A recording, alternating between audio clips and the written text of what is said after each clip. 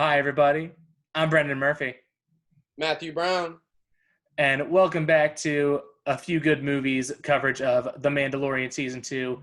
We are back to talk this week's episode, Chapter 14, The Tragedy. And boy, what a tragedy it was. Crazy shit going on this episode, man. It's a short one, but they do a lot of fucking shit in that 30 minutes. Yes, they do. Yes, they do. But before we get into all that, people, I need everybody right now to please like and subscribe. Smash that like button. Smash that subscribe button. Help us out. It takes 2 seconds and it means the world to us. Yes, Appreciate you so much, people. Absolutely. Turn on those notifications. We got a lot of shit going on over the next month. Yes, sir. We're in the middle of Fincher Week right now. We dropped our Social Network episode. We got Mank review coming this weekend. Mank. A lot of fun Christmas stuff coming up. Yes, sir. Mank. I watched Citizen Kane last night. I'm ready to watch Mank very shortly after we record this. I'm ready. Yeah, I don't know if I'm going to be able to stay up, but I'm going to try my best to. If I do, I'll be there. Ooh, I'm ready for Mank, baby. Okay. So stay tuned for that. But right now, it's time to talk some Mandalorian. Let's do it. So just right off the bat, Matt, what did you think of this week's episode? Oh, man. It was exhilarating. It was fun. There Right? was a lot of energy. It was fast-paced. Mm-hmm. And they threw us right into some serious Yoda. I'm sorry, Grook. Forgive me. It's Grogu. Grogu. That's right. You're right. Grogu. Forgive me. I mean, here's the thing. I fucked up the name so many times last week. I had to nail it into my head this time. Because it was Baby Yoda for so long, so I got to adjust. Yeah, I'm gonna miss the days of Baby Yoda. They were good times. Same. But now it is the age of Grogu, and now we have to adapt. He's growing up right before our eyes. God, he sure is, isn't he? He's creating big old force fields now that the Mandalorian can't get into. Yeah. Crazy stuff. He's just throwing stormtroopers all over the goddamn room. No problem. Yeah. He seems to take a real step forward in this one of being able to harness those powers. Because at first it was, you did it once. He slept for 3 days. The last time I remember, he really got into some strong force. Yeah. He was, like you said, he was having fun. He was tossing them like rag dolls, those stormtroopers. Yeah. I mean, it's, see, what's the most interesting about it for me, because obviously I'm sure the big old force field rock thing that was going on up there, he saw some shit. He got some power going and probably learned some new stuff. What do you think that was? I know they said it was an ancient site, but what do you think that was? I have no clue. But that's kind of what is so fascinating to about me, because we're still in that perspective of the Mandalorian, where we just don't know what the hell is going on at all. We're just we're along for the ride. We're just yep, big old blue force field. Doesn't seem like he can pay any attention to us at all. We don't know what's going on. He could be talking to anybody. He could be talking to Yoda. He could be talking to 50 other Jedi Masters. Yeah. He could be seeing anything, and we're never going to know. We're never going to know. That's what's so fascinating about all of it. Unless Ahsoka or some other Jedi tells us. Right. We're just completely in the dark, which is a lot of fun. A lot of fun of the mystery of the show. But yeah, man. I mean, going in, obviously, big fan of Mandalorian. That's why we're doing this whole podcast. I knew that we're wrapping up here. Episode 6, we got 2 more episodes left. No, there's only 8? Okay, wow. So we are getting close. Okay. Yeah, at least as far as what last season was, I'm guessing we're still doing 8 and everything like that. So yeah, we got this episode, we got 2 more. And I mean, if you're setting up for those last 2 episodes, this is the episode to do it with. And boy, did they do it. I got a lot of questions. I'm excited to see where we're going from here. But first, let's talk about just what's going on in this episode in general. So after we met Ahsoka last week, and she told us, hey, go to this place. There'll be some rocks. Baby Yoda, he's going to do some stuff. So, yeah, we're doing that. And then I love the little recap at the beginning because it tells us, okay, so we got Ming-Na coming back. I forget the name of the character, but I know the actress Ming-Na. And then we got Boba coming in the beginning. I was like, okay, all right, what's going on here? And dude, when we finally dropped Baby Yoda off at the big old rock place and Mando sees the ship coming down and it's the Slave One, I about lost my mind. Mm-hmm. Where's it Slave 2? the Boba Fett ship. Boba Fett ship, whatever it's called. I knew what you meant. But I was fucking ready. And here's the thing about the whole Boba Fett situation. I like Boba Fett. I've never been the biggest fan. I know there's a lot of hype around him. Everybody fucking loves Boba Fett. Sure. He's some people's favorite character. They love the mystery. They love that he's not this character that's been explained. And so when they first reintroduced him this season at the end of episode 1, I was like, okay, what is this going to be? I'm not sure if this is necessarily the right course we go down, because I think what's special about the show is that we're not doing too much connected universe shit. We're not going back to older original trilogy stuff or anything like that. Why bring back Boba Fett? And it's because Boba Fett's a fucking badass. That's why we bring him back. Yeah, we learned that quickly. He's incredible in this episode, man. Oh my God. He's so goddamn cool. He makes the Mandalorian look not that cool. He kicks some serious ass. Especially when he comes, I'm jumping ahead a little bit, but when he comes back in his armor, he kicks some serious ass, dude. Oh yeah. Wow. I mean, him going off on people with his big old cane was really fun. Yeah. I loved the effect, because you don't see it too often. You saw it a little bit in Force Awakens, but the armor cracking and like shards of it going all over the place. Mm-hmm. I love that. Like, that's fun for me, seeing that. And that last shot of just seeing the Stormtrooper helmet just crushed by what Boba Fett just did to it, I was having a blast with it. And I think there's also this thing where, obviously the episode is titled The Tragedy, so that just sets you up to be like, oh, so this is going to be a downer. What's going to happen? There's this dread that just hangs over the whole thing. Absolutely. You're just like, what's going to happen? And I mean, it works for this whole episode because, okay, it's not just me, Boba Fett, kicking butt. We're going to have something terrible happen, and then it does. We're skipping ahead a little bit, but I feel like we're skating around it, so we might as well talk about it. Baby Yoda gets captured by some Iron Man suits, which, dude, when I saw that, How do you feel about it? It's fine. I don't care. I mean, listen. Oh, it's fine from Brendan's not good, people. That's not what I'm saying. Listen. It's not something I care to. Here's the thing for me. Okay. I literally just laughed a little bit because I was like, I literally wrote down in my notes, leave it to Jon Favreau to put Iron Man suits in Star Wars. Bring the Iron Man suits to Star Wars. I was like, that's my boy right there. I fucking love him. I'm ready. As far as I feel about it, I'm just like, it's like most of the stuff in the show is like, oh, cool. Oh, that's cool. Oh, that's cool. Like the spiders, like the ice spiders and shit. Yeah, it's not like something I'm like, holy fucking shit. I'm just like, wow, nice. Star Wars. We're doing stuff like this. And I just thought it was cool that Jon Favreau was just like, it'd be cool. You know how I changed the film industry with that movie that I made 12 years ago? Let's put something like that in here for a second. That'd be fun. So I thought it was cool. I just had a little chuck because I love Jon Favreau so much, and I love his career, what he's done with it. And I just thought it was a nice little nod back to him in his Iron Man days, especially they shoot it like it's an Iron Man suit, the way they shoot the boots and stuff like that. Definitely. Which Jon Favreau, please? Which Iron Mans did he do? 1 and 2. 1 and 2, which are incredible.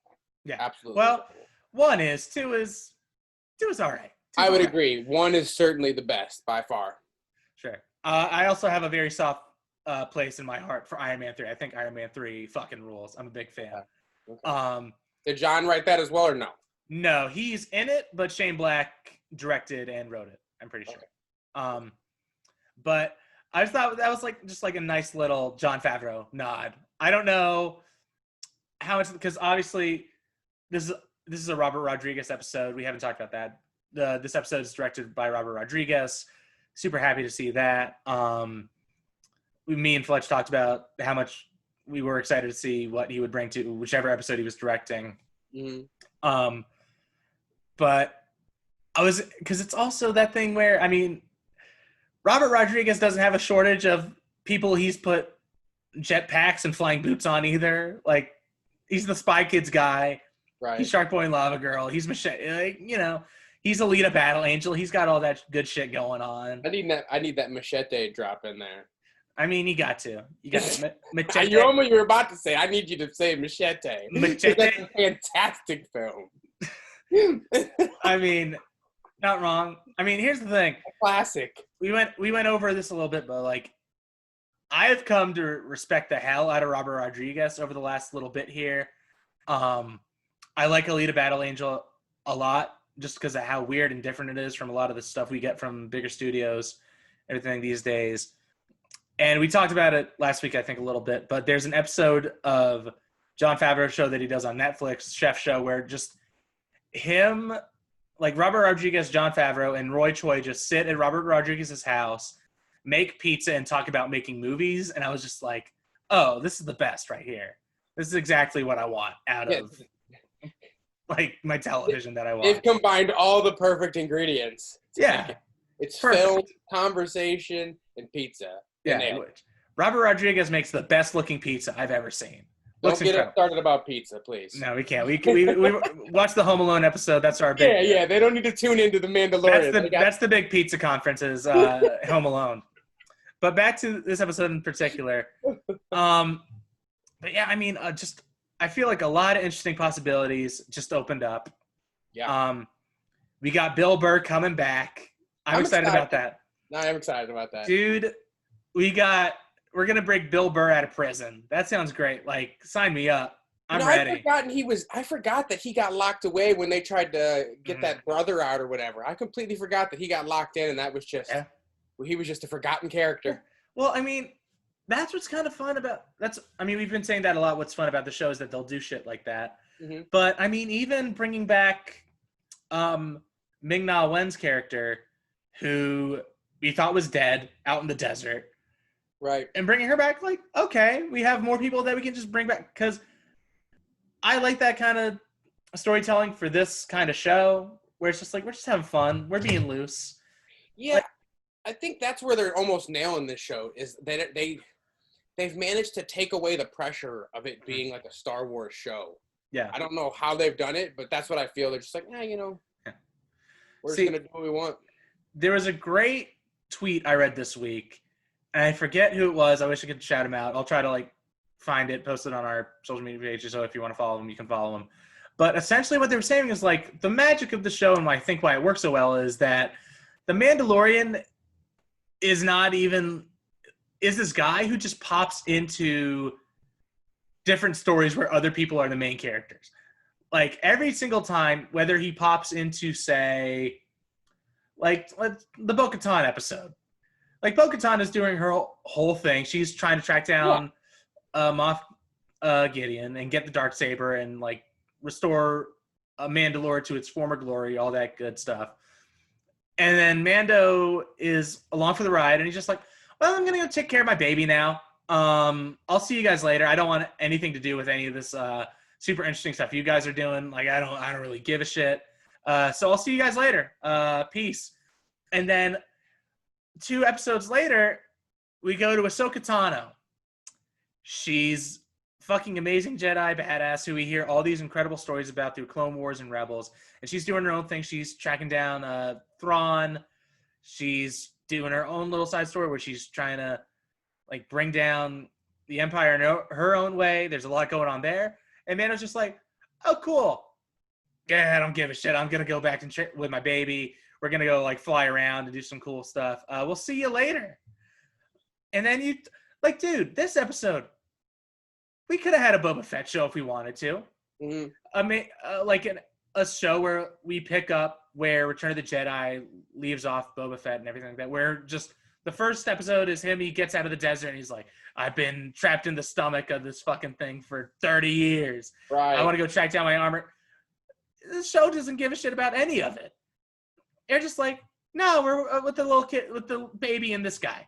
Hey, man, that's it. That's it. Got one job. Yeah. Got to complete it. But, he's not even the main character in his own show. We're just they have all this interesting shit going on. And he's just like, yeah, no, we're not going to do that. See ya. Bye. And man, you got to appreciate it. You got to appreciate it. And I think that's why this show can do stuff like that. Because, like, say, I don't know. Because, like, for example, we'll talk about how, like, Palpatine comes back in Rise of Skywalker. And everyone's like, this is fucking bullshit. We already dealt with this. Mm-hmm. There were stakes involved, and now you just, like, trashed them all. But, like, a character comes back in this, and we're just like, who gives a shit? We're fine. She's got a robot summit? Cool. Fine. That's great. Boba Fett is back? Yeah, we don't care. They were dead. They're fine now. Like, yeah, that's okay. We don't care. It's a series about, like, space wizards and all that. So, like, we're fine. The facts. And that's what makes it really fun. That's what makes it really good. Mm-hmm. And like I said, they've taken off that pressure somehow. They're able to do these things, like you're saying, because somehow which I feel like the Star Wars universe more than anything is like the hardest one to like really, pull away from and like somehow get out of the wrath of, those 9 monster movies that have been made, which, are almost the entirety of the universe. Yeah. No, I mean, 100%. And I think we've talked about it a lot, but that's what makes it so special is it's this thing where they were just like, we just want to play around. We're not trying to do this big overarching epic story like Star Wars has been doing for years. Right. It's not the sacred cow. We're going to do weird shit. We're going to do fun stuff. We're not going to try to be this thing that takes itself too seriously anymore. We're going to have fun with Star Wars again. The stakes still seem kind of high, though. I mean, we're talking about a Jedi here that, the Empire's back looking for it. So the stakes, I would say, still do have some. They're still pretty high. True, but in a different way where it's just like, you think about Star Wars and its stakes are like, we got to bring balance to the Force. We have to destroy this empire. Right. Where the Mandalorian is just like, we got to get the baby like to safety. That's it. Now, we got to protect the baby. That's the show. And which is going to be like the next 2 episodes. Like, it's not this everything hangs on the balance story. It's just there's this baby, some bad people want him, and there's this guy who's like, nah, you can't have him. Like, that's the show. As opposed to Star Wars, where it's like it's this big old family legacy. This is the most powerful thing in the world. We gotta like do all this, and it's like which written in the scriptures as the chosen one. Yeah. I'm not trying to bad talk. Listen, I love Star Wars. We love the epic. Yeah. That's fine. I love that shit. But I'm glad that we're finally getting away from this whole like that's what we have to do all the time. So that's kind of nice. So. Yeah, it's been a lot of fun. I'm super excited to see where we go the next couple episodes. I do want to talk about the action, though, in this episode. We touched on it a little bit, but so much fun. Yeah. So much fun. A lot of really good, well-shot sequences of action. Starting with when Boba and Mando first kind of meet each other and they get ambushed. Mm-hmm. And then, I guess really, the second time they get ambushed too, like really just I mean, it's really just like classic cowboys in the mountain kind of shootout. Which I'll always be a fan of. Mm-hmm.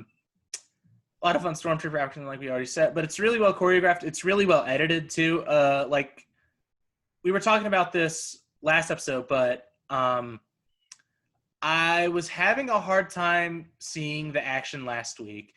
As hard as you can see me right now because the light is going down in California. Yeah, we're losing you, buddy. We're losing me a little bit. I'll try to fix that for a second. But there we go. That's something. It's terrible, but it's something.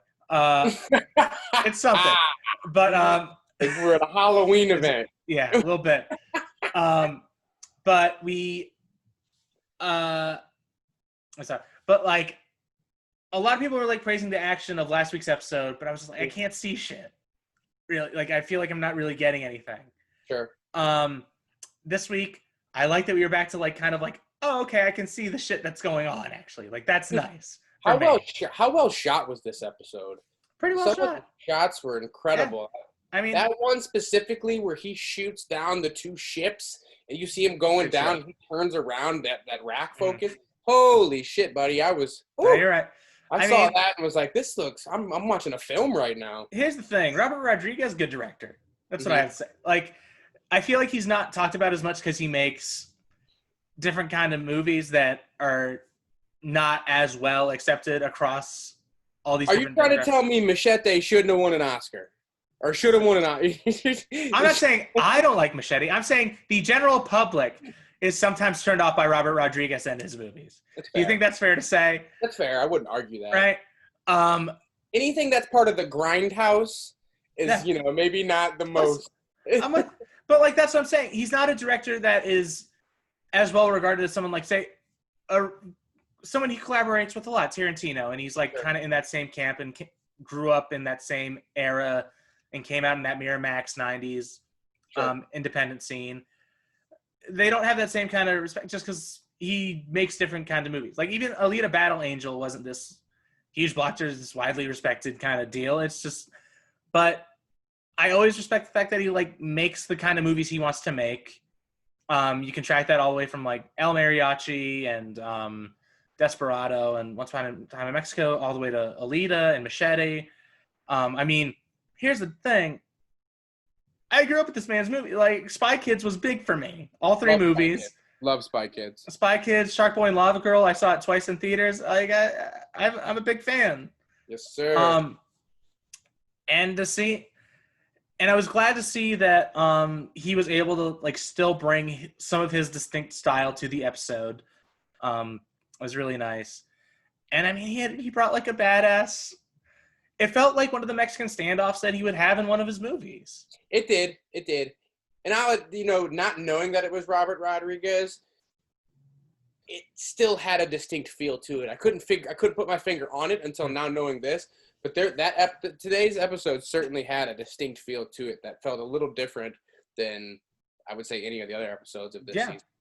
Like I was tense most of this episode, which is not something I feel a lot when I watch this episode. Maybe this show, like maybe episode 8 of last season, the finale and everything. Yeah. When they're holed up in that bunker and everything's coming to a head. But just for we're winding down here, like we're getting to the end, but for just another episode in the order, like it was great to see them kind of flex that muscle a little bit and really bring, like we were talking about, that sense of dread that hangs over this whole episode. Yeah. And, he brings off the fun gunslinging and everything like that you expect. We already talked about Boba Fett's badass moment where you just see him put on that armor. I literally just yelled in my apartment alone by myself, just, yes, sir. Like, let's go. I was ready. And it absolutely paid out. Like, if there was someone to bring Boba Fett proper back to the Star Wars universe, I'm glad it was Robert Rodriguez. That's a great fit for this. So, yeah, I think that about covers it. Is there anything else we want to talk about? No, sir. I think that was handled beautifully. Yes, sir. Yes, sir. Well, like we said, we got a lot of fun stuff coming up in The Mandalorian specifically. We're going to go break Bill Burr out of prison next week. I'm very excited about that. That's going to be super fun. Then we got the finale coming in 2 weeks. Overall, feeling pretty great about the season. I think it's now we got to see how it wraps up. But for me, has been even better than the first season. Personally, like I've had such a great time watching it. Yeah. Feels like we were talking about a couple weeks earlier, like it finally feels like Star Wars. So happy that we've gotten here with the show. Super excited to see how it wraps up over the next 2 weeks. Yeah, and this season much better than the first one. There's not that lull in these middle episodes. There's a lot of things keeping me involved. For sure. Like even episodes that someone categorizes as filler or just the next step before he goes to this or that, like have been super entertaining and a lot of fun and have been like high points of the season. Exactly. I mean, specifically, we were like praising the Bo-Katan episode because of how much fun and everything like that. I was a big fan of the Spiders episode. We all know that. So ready to see what these next two are going to be. Definitely. So with that, thank you guys so much for watching. Want to remind you once again, we got Fincher Week going on. Make sure to check out the Social Network episode. Get ready for our Mank episode that's going to be dropping over the next little bit here. Super excited for those. Gearing up for all these Christmas movies. We're going to be doing Die Hard on Christmas. I'm excited for that personally. That's going to be a lot of fun. yeah, make sure to like, comment, subscribe. We'd love to hear what you think of this week's Mandalorian episode, The Tragedy. What you think is going to be happening over the next 2 episodes. We're super excited. We hope you are too. And follow us on Instagram and Twitter. We'll have all those links down in the description. And once again, thank you for watching. I'll see you next week.